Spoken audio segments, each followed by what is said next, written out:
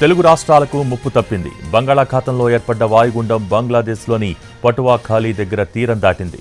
అది క్రమేపీ బలహీనపడి కోల్కతాకు తూర్పున 210 కిలోమీటర్ల దూరంలో కేంద్రీకృతమైంది. అయితే ఇవాళ రేపు ఏపీ తెలంగాణలో చెదురుమదురు వర్షాలు కురిసే అవకాశం ఉందని వాతావరణ శాఖ తెలిపింది.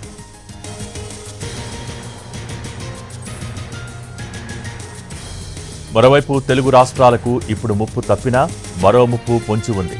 బంగాళాఖాతంలో ఈ నెల 23 లేదా 24 తేదీల్లో అల్పపీడనం ఏర్పడే అవకాశం ఉంది.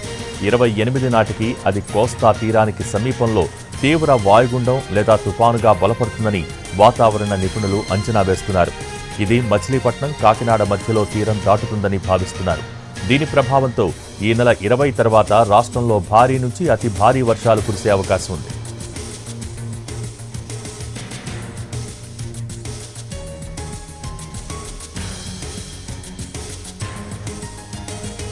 తెలుగు రాష్ట్రాలకు ముప్పు తప్పింది. బంగాళాఖాతంలో ఏర్పడ్డ వాయుగుండం బంగ్లాదేశ్లోని పటువా ఖాళీ దగ్గర తీరం దాటింది.